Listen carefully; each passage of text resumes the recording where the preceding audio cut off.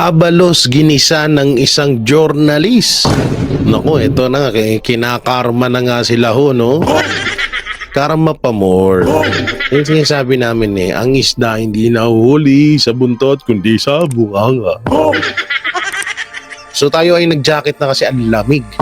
Sobrang lamig ho dito ngayon sa Tagaytay. Grabe habang paano po, no? Grabe, kaya naka-doble-doble na ho tayo. Naka-high minds pa tayo, anak ng teteng.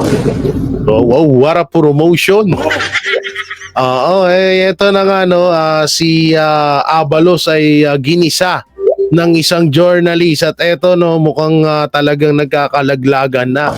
At mga congressman, nilalaglag na ang kanilang ama or kanilang padre de pamilya na walang iba kundi si Martin Romualdez.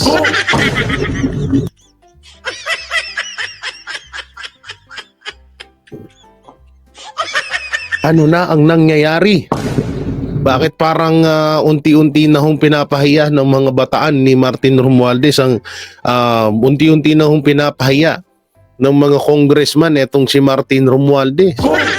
At ito lang, kakapasok lang na balita, Attorney Marcoleta, 150 million ang binayad para sa pirma. Ubos ang pera. Grabe, sino kayong pinaparinggan dito ni future Congressman Marcoleta? At eto, matapos pumirma sa impeachment kay BP Sara Duterte, congressman kinasuhan sa ombudsman na panunuhol, timbog. Naku po. Eto na nga, nagkakaleche-leche na. Di alam nyo, bandang huli talaga, alam nyo, itong mga nangyayaring suhulan, itong mga nangyayaring bayaran, lalabas at lalabas to. O, lalo kapag nagigipit na yung mga tumanggap ng suhol. So, magkakabayaran tong mga to, magkakalaglagan tong mga to. O hindi pa pwedeng hindi magkakalaglagan. Naamin na taamin yan na binabayaran sila or binayaran sila ng ganitong halaga. Pero ngayon, hindi pa yan kasi nasa kapangyarihan pa yung nagbabayad sa kanila eh. Pero darating yung panahon na kapag ang mga Duterte nang nakaupo, kanya-kanya ng hugasan ng kamay itong mga to. At bandang huli, ilalaglag din nila yung kanilang mga amo. Ngayon yung antayin natin. Samantalang eto nga kahapon, yung mapatungkol sa laglagan nito, no? Ang isa sa mga congressman na nabisto at mukhang kakasuhan ata ng ombudsman ayon dito sa video na papanoorin natin dahil sa panunuhol sa mga botante. Naku, yari kayo dito, baka bandang huli ilaglag talagang magkalaglagan na silang lahat. So ito, wag na natin patagalin, panoorin na ho natin. Matapos mabisto at kumalat ang ebidensyang nanunuhol ng public official para mapadali ang bigayan ng ayuda, isa sa mga kongresista ang pumirma para mapatalsik si VP Sara, tuluyan ang kinasuhan sa ombudsman. Nako.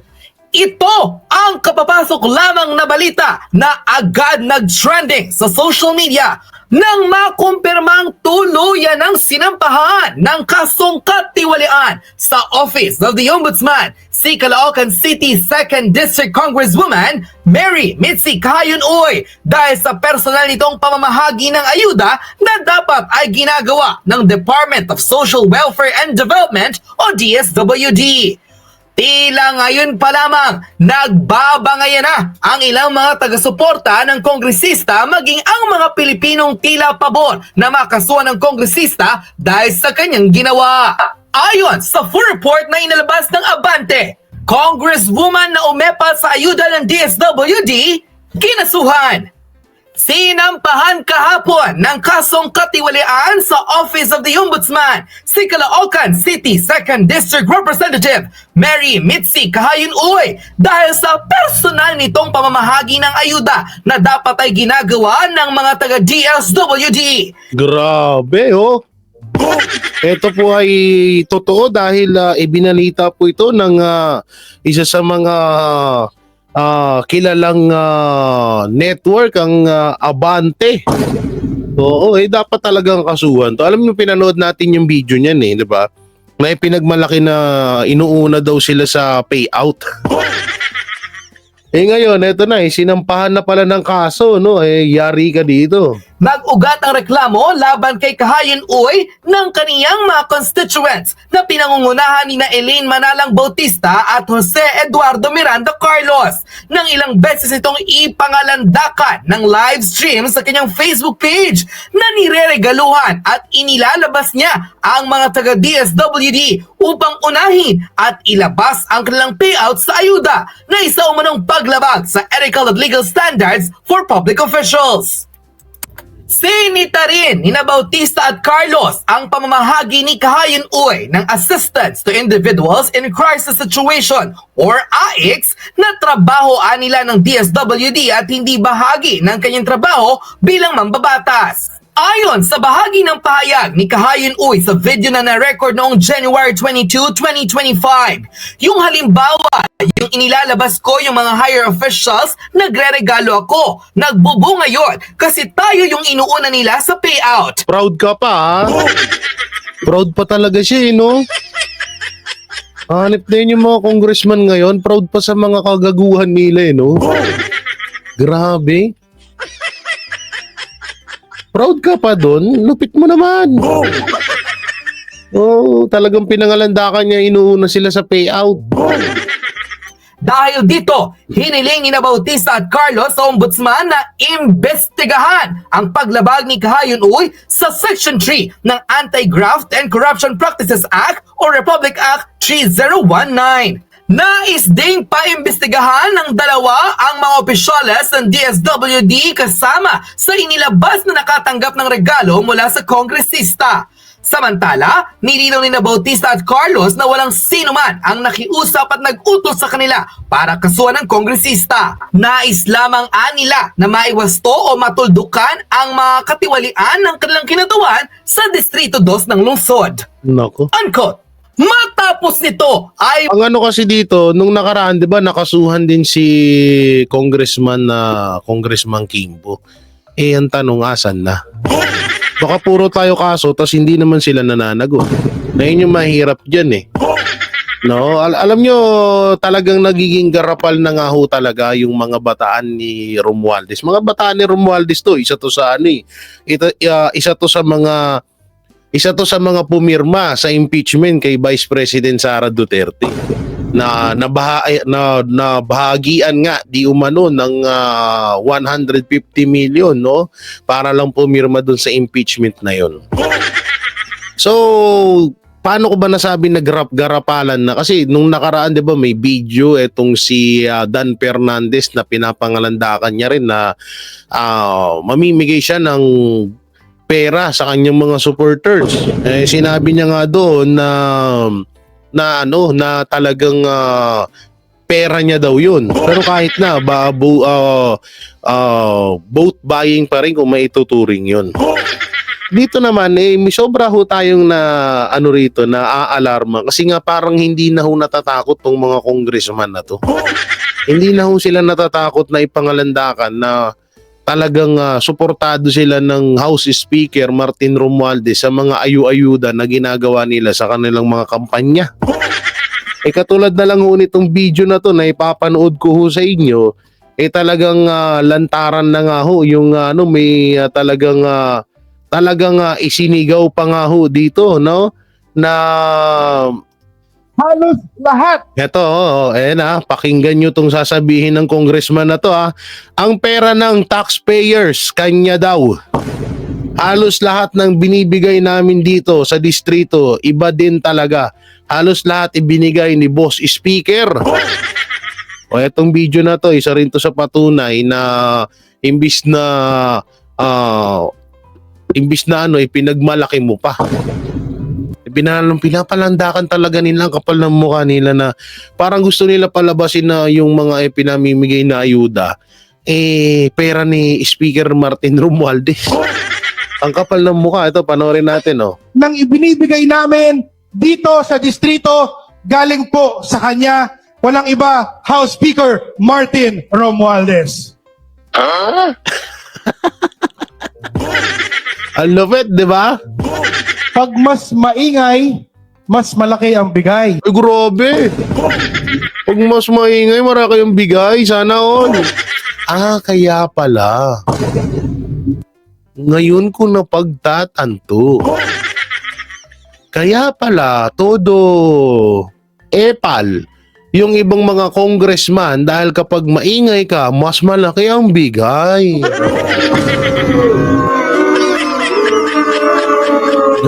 Ganun ka pala ka. Ganun ka pala ka, ha? Ang lupit, ha? Okay, tuloy. Di ba? Hindi lang pala 7-7, meron pang 30-30-30. Naku po. Hindi lang 7-7, meron 30-30 pa pala. Aba, ang lupit nito, ha? So, ibig sabihin, yung 7-7, para yun sa distrito mo, pondo sa distrito. Tapos yung 30-30, sa sarili mo, ganun. So, ito, pakinggan natin. 30. Ano pong meron sa 30-30-30? Yung 30-30 naman, kung ikaw ang host ng sortie, you get 30 million, 90 million lahat yun. Wow! 30 million AX or ATAP, 30 million na MAIT, and 30 million na tupat. Naku, mahirap nga po yan, Mayor. Sino-sino naman po ang sangkot dyan? Nalaman ko rin pala na may mga entitled na mga congressmen na congresswomen na halos unlimited yung kanilang AKAP funds. Nakakalungkot. Ganon din yung kanilang mga MAIP at yung mga tupad funds, unlimited, halos unlimited. Grabe nga po yung mga yan, Mayor, mga ganid sa pera at kapangyarihan. Grabe, no? Biro mo, 90 million, magbida-bida ka lang. I-promote mo lang lagi si Speaker Martin Romualdez. Kaya pala to. Okay, gets ko na ngayon. Kaya pala todo sigaw. Sila Luistro, sino pa ba? Sila Nograles kapag kasama nila si Speaker Martin Romualdez. Ganun pala ang grabe naman pala yan. Sana all, no? Ako di pa ako nakakita na 1 million. Tapos sila 90 million. Sana all. Sana ko may 90 million ako. Kaya na, pwede na akong di mag-vlog. Pag may nag-offer sa akin, 90 million. Tapos, Jay Guevara, ito 90 million, huwag ka na mag-vlog. Huwag mo nang banatan ng administrasyon. 90 million. Kaya na ba ako mabuhay noon sa buong taon ko? Ay, wag na pala. Kasi yung nanalo nga sa loto, ilang daang milyon yun, pero naghirap pa rin eh. Lalo sa akin, ang dami kong tinutulungan, ang dami kong pamilya. Oo, kulang yung 90 million na yun. Nak ng teting yung mga nasa taas, kalabag ng kalampag. Luisit na yan. Oo, no, grabe, no. Kapag yun nga yung napapansin ko, kaya pala ngayon, todo epal yung mga congressman, di ba? Kapag may issue, kapag may sinabi ang Duterte, pag may binanggit ang mga Duterte, naguunahan sila sa pagbagbanat sa mga Duterte. Ika pala ni Magalong, may 30-30 na naman. Bukod sa 7-7, may 30-30 pa. Ang lupit. Lagi na lang tayo ninanakawan. At nakikita mo nga yung ibang congressman, pag magsalita pa sila, di ba? Ayuda raw is the best thing that ever happened. Mga ganun, di ba? O kaya kung wala si ganito, walang AKAP. Wala si ganito, walang MAIP. Kung wala si ganito, Halos Ang ina kasi, alam nyo, yung mga sinasabi nila pag wala si speaker, walang AKAP. Pag wala si speaker, walang MAIP. Pag wala si speaker, walang AX. Anak ng TTJ, hindi niya naman pera yun. Pera ho ng taong bayan yun. So pinamumukha pala ni speaker na galing sa kanya yung mga pera na yan, anak ng teteng. Ba't siya lang ba nagbabayad ng tax sa Pilipinas? Ulol! Tigil-tigilan nyo kami ng mga ganyan drama nyo. Akala mo naman, pera niya talaga. Eh, yung Tacloban nga, hindi niya mapaganda eh. Yung vlog natin nung nakaraan, di ba? Butas-butas yung bubong ng Tacloban. Yung palengke ng Tacloban. Oh. Ay, kung yung lugar mo nga, hindi mo mapaganda eh. Tapos mamimigay ka ng ayuda sa iba't ibang lugar sa Pilipinas. Kalukuhan.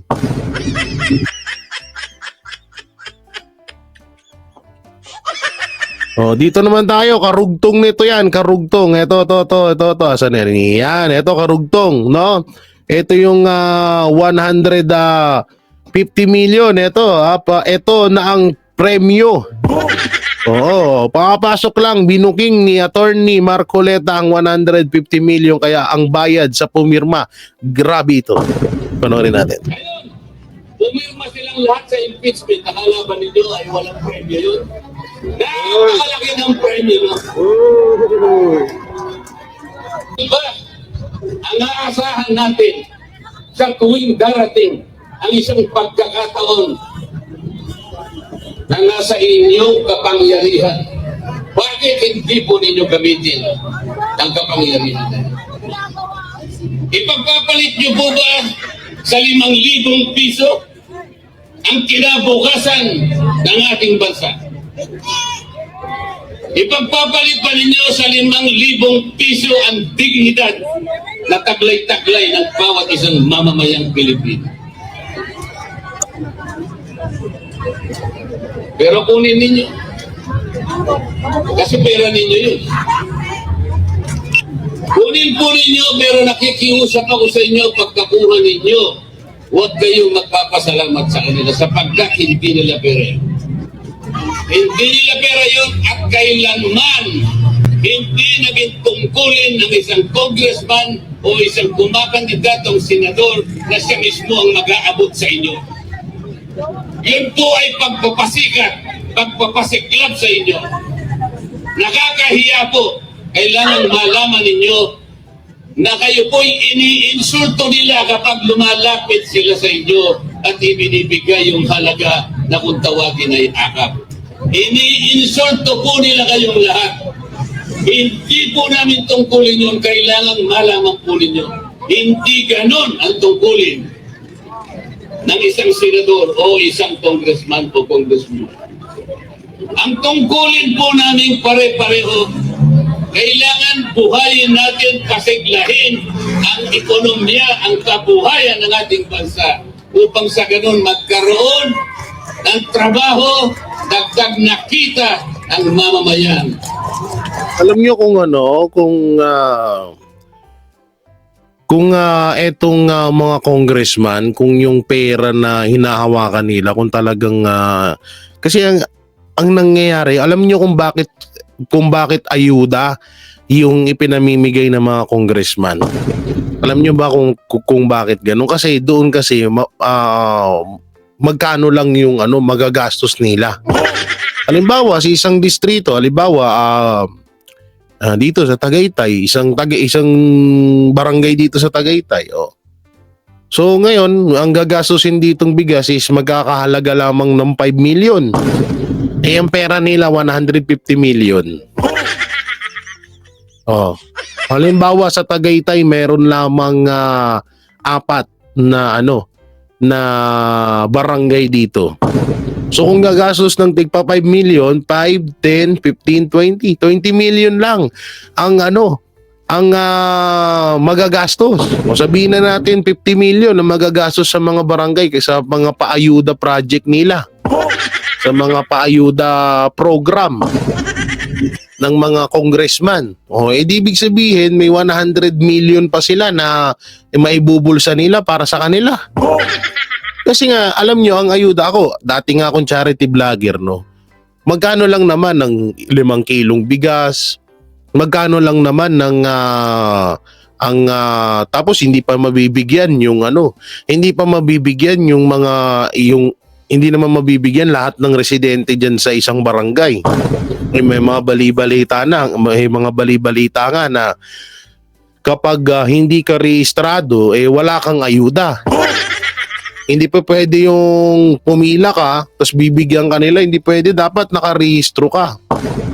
At dapat talagang makukumbinsi mo sila na ikaw ay lehitimong supporters ni Speaker.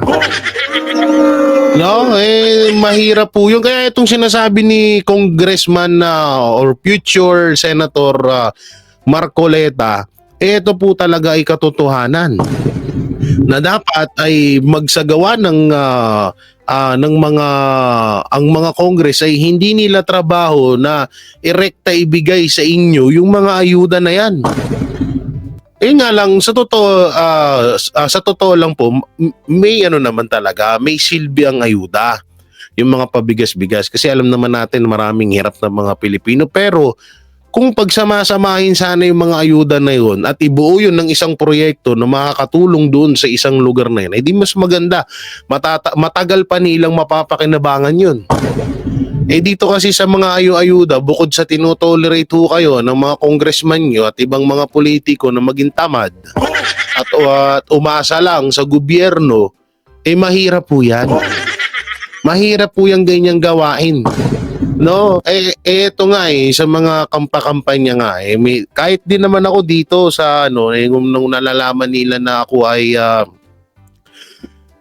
supporters ng PDP Laban, may mga nagtatanong kung may paayuda ba daw. Alam niyo ang kasagutan lang natin diyan hindi ho tayo tutulad sa mga gawain ng ibang mga politiko na parang binibili yung tawag dito, yung mga boto ng mga tao. Kasi kahit dilata, kahit bigas ang ibigay mo sa mga botante, vote buying pa rin na may tuturing yan. Parang binibili ang boto mo dyan. No? At ito pa ang pinakamasama dito, baka pag dumating ang may matinding sakuna, wag naman sana dito sa Pilipinas, wala na tayong may pamigay na ayuda. Ayun yung pinakamasakit dyan. Oo. At ito sige tuloy pa natin. Huwag kayong papayag. Huwag kayong papayag. Ang isang pamilyang Pilipino kahit mahirap, hindi niya gugustuhin na mananatili siyang mahirap. Ang isang Pilipino ay merong dignidad. Ayaw niya yung palagi na lang na binibigyan siya ng ayuda. Napipilitan lamang siyang kunin dahil sa pangangailangan. Sapagkat hindi ibinigay ang mga kondisyon para sa makapagtrabaho. Makahulag po siya sa gapos ng kahirapan. Hindi siya papayag na ipamana sa kanyang pamilya ang kahirapan na matagal niya lang tinatagal. Oo nga pala, may dugtong ko lang po pala dito. May mga bali-balita nga na may mga, hindi ko kasi na-prepare yung video May nangyayari ho ngayon sa mga pangangampanya ng mga kandidato, special doon sa Alcancia, Bagoong, Pilipinas. May sinend sa akin na video at may mga sinend sa akin na mga pictures na etong mga viewers, yung mga tao na nandoon sa mga tinatawag na rally, iisang tao lang pala. Parang parang dinadala ho doon. Halimbawa, yung nakita niyong tao na nandoon sa unang proclamation ng Alyansa Bagong Pilipinas, dinadala pa nila doon sa iba't ibang lugar kung saan sila magrarally para magmukhang marami. May video kasing sinend sa akin na hindi ko lang humahanap, pero kapag kailangan na ilalabas natin, na meron silang mga bus, sandamakmak yung kanilang mga bus na nanggagaling ho doon sa parang sinusundo daw ng mga bus yung mga botante. Ngayon, magmumukha talagang marami yun. Halimbawa, dito sa Tagaytay nag-rally. nangampanya. Yung mga tiga Pasig, Taguig, Pateros, Makati, yung mga tiga Laguna, papasundo doon para magmukhang marami yung tao doon. Doon sa gagawing kampanya doon sa Tagaytay. Yan daw ho yung mga nangyayari ngayon. Medyo delikado yan, medyo talagang nakaka-alarma yung mga ganyang gawain, no? Sana naman tayo ay gumising-gising, ha? Gising-gising tayo sa mga gising-gising tayo sa mga ganitong gawain. Ewan ko lang kung mahahanap ko pa yon, pero try natin. Meron kasing ibinigay sa akin na ganun na video. Ay, nandito ata sa cellphone ko. Saglit lamang, saglit. Sige, pe-play ko lang to, Huwag kayong papayag na manatili ang ganitong kalagayan. Piliin na po ninyo utang na loob. Nasa kamay po ninyo, nasa kamay po ninyo.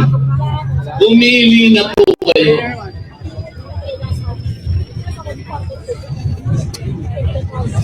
Isa ko nga, sinara ko na lang eh. Wala eh. Kasi po pag hindi kayo pumili, wala po kayong karapatan na umasa na may pagbabagong mangyayari pa sa ating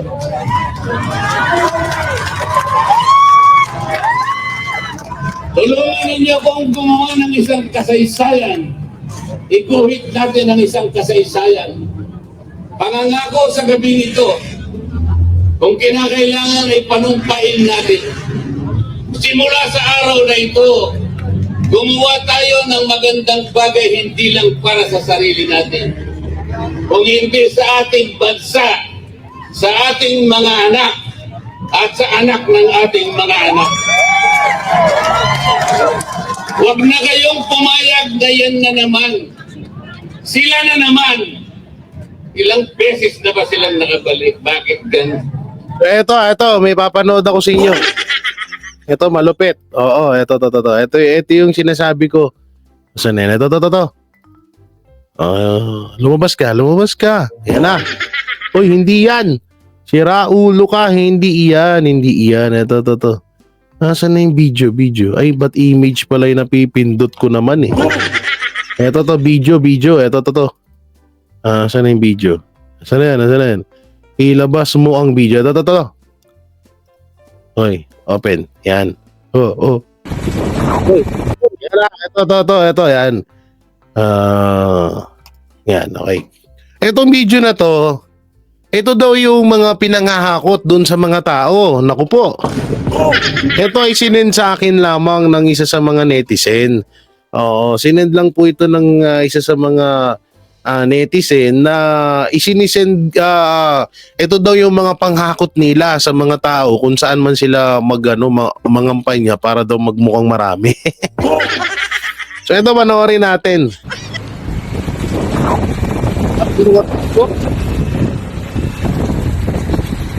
Tuloy, madaming mga bus. Taga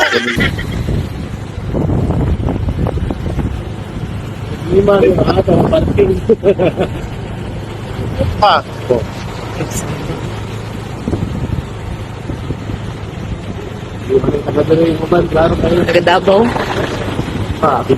So pinapasakay daw pala yung mga tiga Davao. Ano yun? Rebilla? Yung nga. Oy. Senator Bong Rebilla. Siya pala yung nandito. Sorry.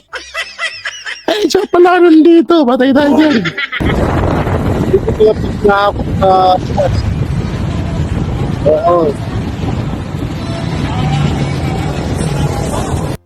Batayin na lang natin yung sounds para hindi maingay. Eto, ano naman to? Yan, eto na. Ayan, ayun yung sinasabi kong video sa inyo na kung saan ay yung mga tao nga daw ay sinasakay tapos dinadala daw dun sa lugar na kung saan daw sila magrarally. So grabe yan, tindi naman ng mga gawain yun. Sana all na lang talaga, no? Papapasana all ka na lang eh. So dito na tayo sa isa sa mga video na panoorin natin itong pagsupalpal ng isang angkor kay tawag dito kay Abalos. Grabe, hindi alam nyo dito siya siya dito eh, talagang winasak ko siya ng angkor na ito. Eh dito kasi natanong yung saan nang gagaling yung panggastos niya sa pangangampanya, panggastos niya sa mga billboard. Eh dito ay may nakalagay na volunteer. Medyo nagtataka ho yung taong bayan na isang volunteer gagastos ng milyon para sa'yo. Eto, panoorin na lang ho natin. Say it's nice to see you in person. Sa mga billboard ka lang namin nakikita. Ang dami. Ang biro nga ng iba ay mas nakikita pa nila kayo kumpara sa kanilang kapamilya. Sino pong pumupondo ng inyong kampanya? Ang nakakatuwa kung titignan mo, iba-iba nakalagay. May nakalagay na kalaban ng kriminal, may nakalagay na gawa hindi salita, may nakalagay na tama. Kasi mga volunteer po lahat ito. Ha?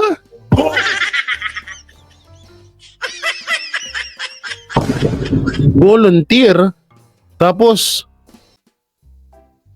paano? Paano nag-volunteer? Ang layo ng sagot ha? Lahat sila ay kung saan-saan lugar, bigyan ko lang daw sila ng design, sila lang papagawa. So, yung iba dyan, part ng party list. So, it's galing sa baba. Uy, part ng party list.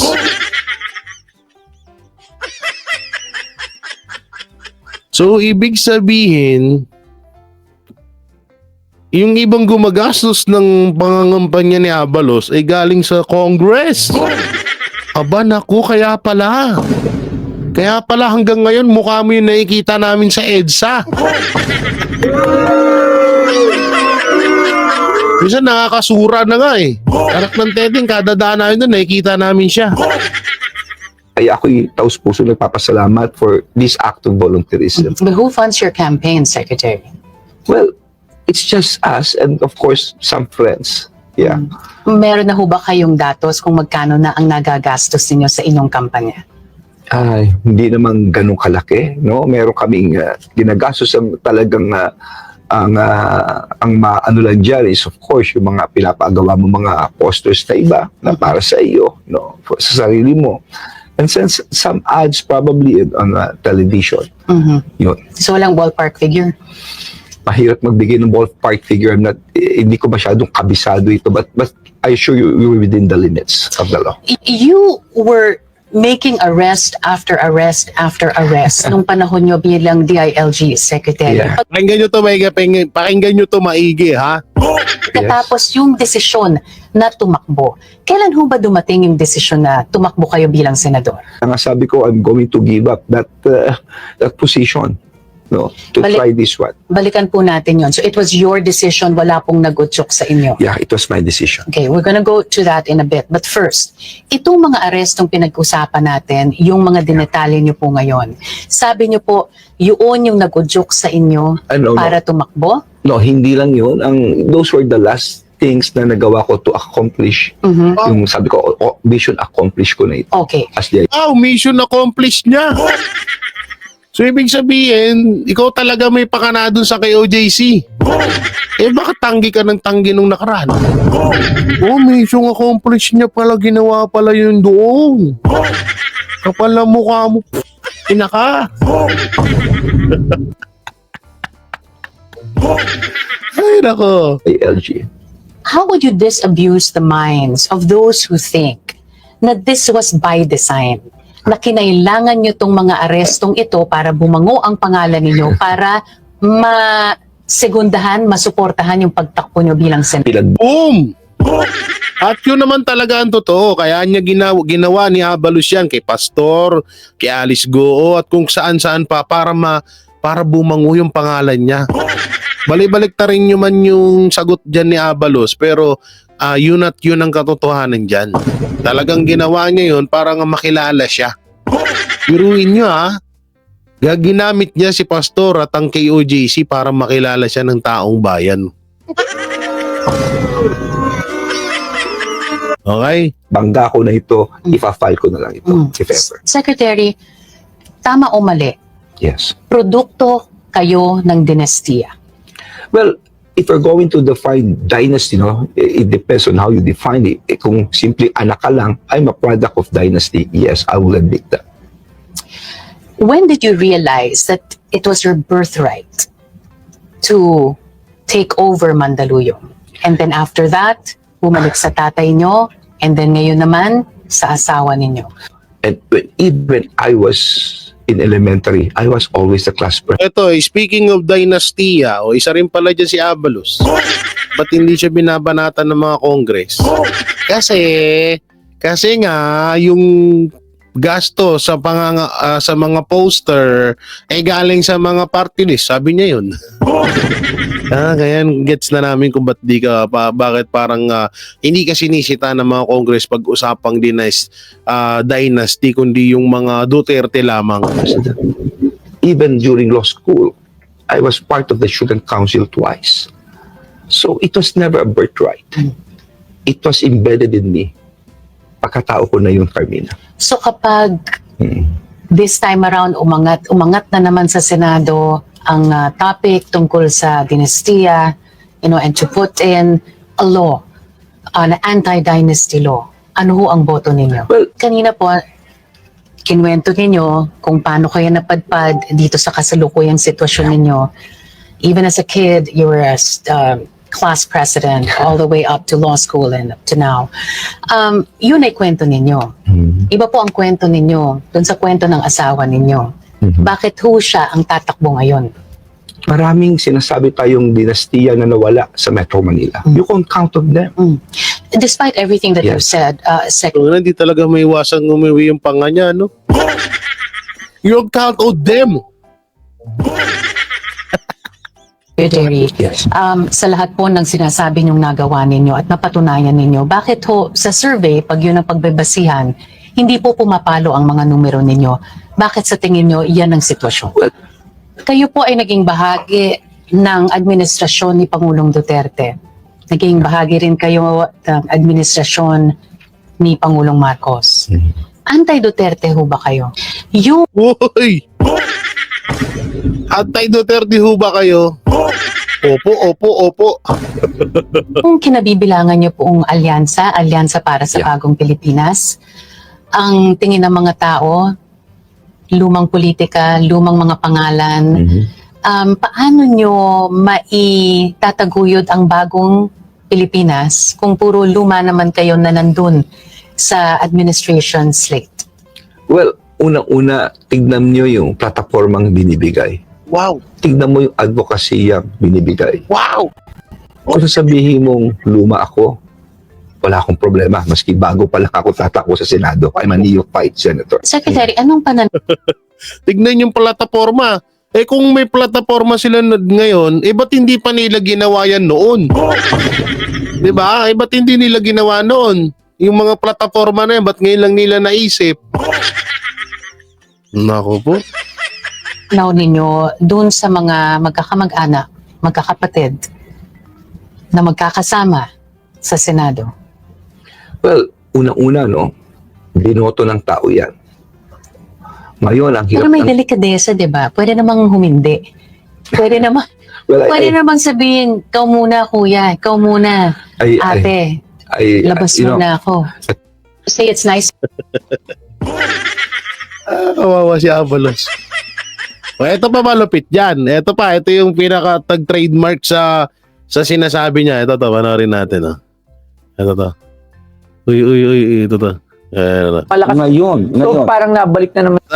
Tingnan niyo. Dito, bingo siya. Tingnan niyo yung mga kasinungalingan ni Avalos, ha.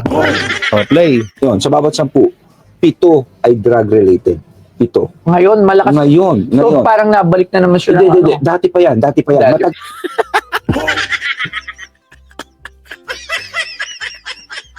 Ngayon. Hindi. Dati pa yan. Tangin na, yan. Sinungaling pa more. Ha? Pag sinungaling pa Moro, isa pa. Yun, sa bawat 10, 7 ay drug-related. 7. Ngayon, malakas. Ngayon. So, parang nabalik na naman siya. Hindi. Dati pa yan. Dati. Yun, sa bawat 10, 7 ay drug-related. 7. Ngayon, malakas. Ngayon. So, parang nabalik na naman siya. Hindi. Dati pa yan. Dati.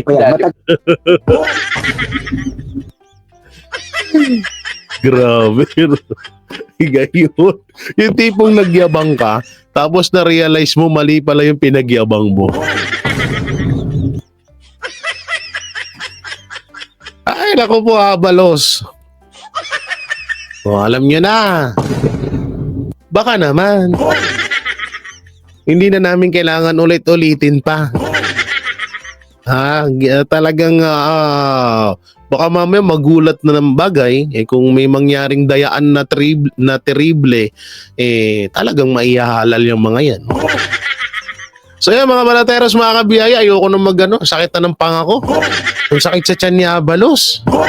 Grabe yung ginawa sa kanya ni Carmina, no? Talagang siya talagang binutata siya ng gusto. Oo, hindi siya pinagpahinga. Kaya tuloy yung panga ni Abalos, maya't maya yung pagngiwi. So yung mga banateros, mga kabiyaya, nung may kukomento nyo sa mga napanood natin, i-comment nyo lang po dyan sa baba. At syempre, don't forget to like, share, comment, and subscribe sa ating YouTube channel. Paipindot na lang din po yung bell button para lagi kayong updated sa ating mga video araw-araw. So yun, mega love shoutout sa lahat ng OFW, Hero Abroad, saan man panig ng mundo, at sa ating mga mahal na senior citizen, at sa patuloy at sa lahat ng patuloy na sumusuporta sa Banateros Brothers, sa SMNI, sa PDP Laban, especially to Pastor Apollo Sikibuloy and BP Sara Duterte and Tatay Digong. So yun, maraming salamat. Ingat po kayo palagi. God bless and peace and bye-bye. Yan ang Banateros, walang inuurungan. Pag tama palakpakan, pag mali ay babanatan. Yan ang Banateros, boses ng ordinaryong Pilipino. Banateros ay walang makakaawan, walang inuurungan. Banateros ay tinutulungan.